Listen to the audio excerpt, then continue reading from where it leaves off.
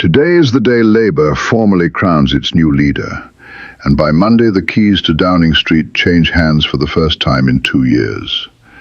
So let's go through exactly how Britain got here, what happened at that extraordinary final PMQs, and what happens over the next few days, using nothing but the actual dates and figures as they played out. The roots of this go back to the very start of 2026, when Kier Starmer stood in front of a camera on New Year's Day and promised what he called a year of renewal, pledging to bring down living costs and get Britain, in his words, back on track. It was meant to be a reset after a difficult first full year in government. It did not survive 3 weeks. By late January, Starmer's government was already being dragged into a fresh crisis, this time centered on his former ambassador to Washington, Peter Mandelson, and the depth of his historical ties to the late convicted sex offender Jeffrey Epstein. Newly released files exposed just how close that relationship had been, and the fallout inside Westminster was immediate and severe. On the 9th of February 2026, Starmer's own Chief of Staff, Morgan McSweeney, the man widely credited as the chief architect of Labour's landslide election win back in July 2024, resigned, telling the public plainly that he had advised the Prime Minister to make the Mandelson appointment and was taking full responsibility for that advice. That same day, Anas Sarwar, the leader of the Scottish Labour Party, became the most senior Labour figure at that point to publicly call on Starmer to resign, saying the distraction needed to end and that the leadership in Downing Street had to change. Starmer did not resign in February. He weathered that storm, at least on the surface, but the underlying damage to his authority inside his own party never really healed. Wikipedia's own record of what has since been labelled the 2026 Labour Party leadership crisis dates the formal start of that crisis to the 7th of May, 2026. Through the spring, the pressure kept building from multiple directions at once. Figures on the right of the party attacked his approach to immigration and tax rises, while figures on the left condemned his handling of the war in Gaza, his welfare reforms, and his refusal to introduce a wealth tax. Those tensions translated directly into the ballot box. Labour suffered poor results in the 2025 and 2026 local elections and a string of by-elections, while Reform UK and the Green Party made significant gains at Labour's expense. By the middle of May 2026, more than 95 Labour MPs had either called on Starmer to resign outright or to at least set out a timetable for his departure. Alongside McSweeney's earlier exit, one cabinet minister, Health Secretary Wes Streeting, 4 junior ministers, including Jess Phillips, and 4 separate ministerial aides, all resigned in protest over the direction of the government during this period. It's worth noting the party was not united behind a challenge either. The Guardian reported that over 110 backbench MPs signed a letter arguing a leadership challenge should not go ahead at all. And data compiled by Labour List around that time showed roughly 159 Labour members expressing support for Starmer against 98 calling for him to resign or set a timetable, with a large remaining block either undecided or unclear. Starmer's net approval rating tells its own story of how this pressure built over time. It began his premiership slightly in positive territory and then slid steadily downward, reaching an average of -46% by November 2025. That is an extraordinarily poor position for a sitting Prime Minister to be governing from, and it framed everything that followed. Through this whole period, one name kept surfacing again and again as the most plausible successor: Andy Burnham, the Mayor of Greater Manchester, sometimes nicknamed the King of the North, a former minister under both Tony Blair and Gordon Brown, and a 2-time previous contender for the Labour leadership itself. Burnham was at that point outside Parliament altogether, tied down in Manchester as mayor, and there was even an earlier flashpoint over this exact obstacle. When a vacancy opened in the Gorton and Denton constituency, Burnham sought the party's backing to stand and return to Westminster immediately. But Labour's National Executive Committee voted 8-1 to block that bid, with the party publicly stating it wanted to avoid triggering an unnecessary election to replace Burnham as mayor. That decision was heavily criticised by dozens of Labour MPs at the time, and was widely seen as hastening rather than preventing Starmer's eventual departure, since it only intensified the sense that senior figures around Starmer were actively trying to keep his most credible rival boxed out of Parliament. Burnham got his opening anyway, through the Makerfield constituency, and on the 18th of June 2026 he won the Makerfield by-election decisively, with a majority of more than 9,000 votes, formally returning him to the House of Commons as a sitting MP for the first time in over a decade.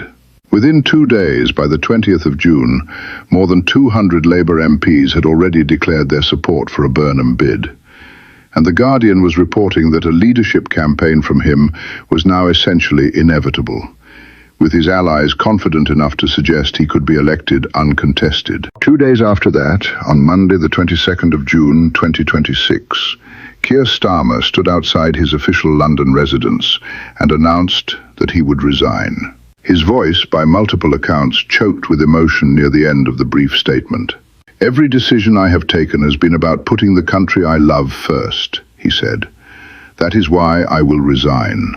He confirmed he had already informed King Charles III of his decision, but that he would remain in post as a caretaker Prime Minister until a new Labour leader was chosen, ensuring there would be no gap in the running of the country during the transition. Starmer set out the mechanics of what would happen next himself. Nominations to replace him as Labour leader, and by extension as Prime Minister, would open on the 9th of July and close when Parliament rose for its summer recess on the 16th of July. If a single candidate emerged uncontested, that person could be in office within days of nominations closing. If there was a genuine contest between multiple candidates, Starmer said the process would run on until a new leader was chosen by the 1st of September. Within minutes of Starmer's statement, Burnham confirmed publicly that he would stand to replace him, and shortly afterward, Wes Streeting, who had himself been floated as a potential rival for the top job, posted a letter announcing he would back Burnham's leadership bid rather than run himself. From that point on, the outcome was barely in doubt. Nominations formally opened on Thursday the 9th of July 2026. And on that very first day, Burnham announced he had already secured backing from 322 of the 403 Labour members of Parliament, just one nomination short of guaranteeing he would be the only candidate on the ballot. "It's all starting to feel very real," he said in a short video posted that day. By Monday the 13th of July, that number had climbed to 349 MPs, and Al Jazeera reported he received a further 27 nominations that same afternoon alone, pushing his total backing past 85% of the entire parliamentary Labour Party. Because any rival challenger would have needed the support of 20% of Labour MPs to force an actual contest, Burnham's numbers made a challenge mathematically impossible well before nominations even closed. When nominations formally closed on Thursday the 16th of July 2026, the final count showed Burnham had received 379 nominations out of Labour's roughly 400 MPs, over 80% of the entire parliamentary party, and he stood as the only candidate on the ballot. That brings us to Wednesday the 15th of July 2026, the day of Starmer's final Prime Minister's questions, held at the Palace of Westminster at noon as always, this time with the knowledge hanging over the entire chamber that this really was the last time he would stand at that dispatch box as Prime Minister. He'd flown back from France only the day before, having attended the Bastille Day military parade on the Champs-Élysées in Paris on the 14th of July, alongside President Emmanuel Macron. By multiple accounts from reporters in the chamber, this final session was a notably gentler affair than Starmer's usual combative outings at the dispatch box, blending serious political substance with personal tributes and even a joke about an upcoming special election. He told MPs he was leaving the United Kingdom in what he called better shape than he found it. He reflected on his 11 years total in Parliament and 6 years as Labour leader, 2 of them as Prime Minister, saying, "Every Prime Minister knows when they take up the torch that the day will come when they have to pass it on." He described the moment as, in his words, the end of his political journey, though he confirmed he intends to stay on as a backbench MP for now, rather than leaving Parliament altogether. He raised a genuinely sobering point during the session too, noting that 3 serving or former members of Parliament have been killed during his 11 years in the Commons. And he urged politicians across all parties to do more to defend British democracy. In a striking departure from his usual closing remarks, where he would typically mention upcoming meetings with ministers for the following week, Starmer instead said he had, in his words, an important appointment with the television later, referencing an England football match that evening. The session ended with Starmer thanking his colleagues, party staff and civil servants, and specifically thanking, in his words, all those who struggle to be seen or heard, telling them, "You're the reason I came into politics." He then turned toward the viewing gallery where his wife Victoria and their 2 teenage children were watching, said, "I love you," to them directly, and closed with a simple, final goodbye. The famously rowdy House of Commons chamber reportedly fell completely silent for that moment, before lawmakers from all sides rose in a standing ovation, drawing an immediate, almost comically well-timed reprimand from Speaker Lindsay Hoyle, who reminded members that cheering is permitted under Commons rules, but clapping is technically against them. So where does that leave the actual transfer of power in concrete terms from today onward? Andy Burnham is expected to be formally confirmed as the new leader of the Labour Party today, Friday the 17th of July 2026, at a special party conference convened specifically for that purpose. Despite facing no rival candidate whatsoever, Burnham still took part in an online hustings session with Labour MPs on Monday the 13th of July, a largely symbolic step given the outcome was already settled by that point. From there, the constitutional mechanics of a British leadership handover kick in exactly as they did the last time a governing party swapped leaders without a general election. Because Labour holds its majority in the House of Commons, there is no requirement for a fresh national vote, no need for the country to go back to the polls, and Britain's next general election does not legally have to be called until 2029. Instead, the sitting Prime Minister formally resigns to the monarch, and the monarch invites the new party leader to form a government in his place.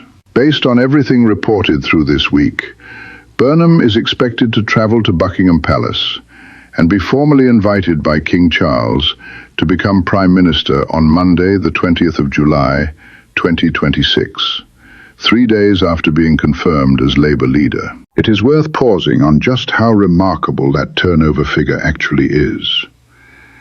Burnham will become the United Kingdom's 7th Prime Minister within a single decade, following David Cameron, Theresa May, Boris Johnson, Liz Truss, Rishi Sunak, and now Starmer himself.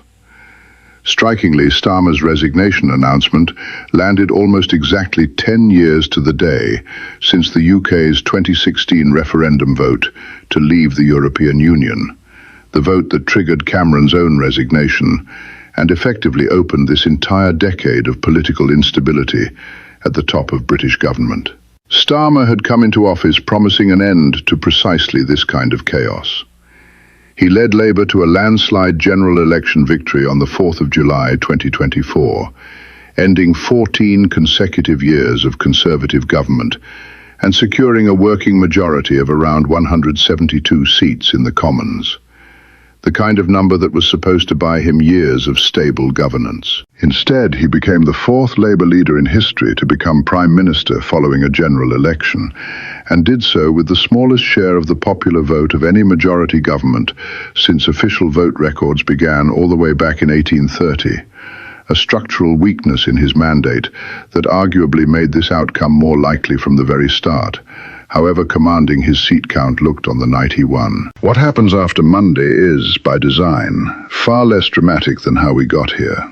There is no election campaign to run, no manifesto to draft from scratch, no new mandate from the public to secure. Burnham inherits Starmer's government, Starmer's parliamentary majority, and in large part Starmer's policy agenda, whether he personally agrees with all of it or not, simply by virtue of leading the same party that already holds power in the Commons. Wes Streeting's early endorsement suggests Burnham is likely to move quickly to consolidate support from senior figures who might otherwise have positioned themselves as rivals.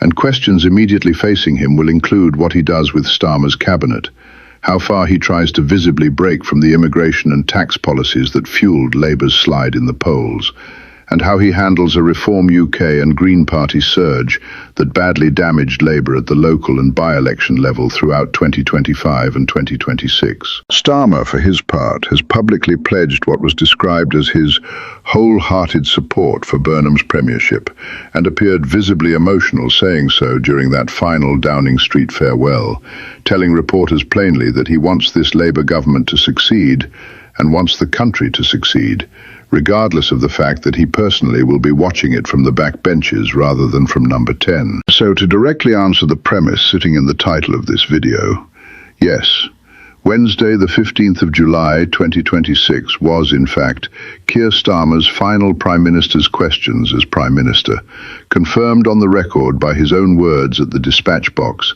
and by Downing Street itself. And yes, a new Labour leader is set to arrive in Downing Street within days of that session, with Andy Burnham expected to be confirmed as Labour leader today, and to formally become Britain's next Prime Minister on Monday the 20th of July 2026, without a single vote being cast by the wider British public.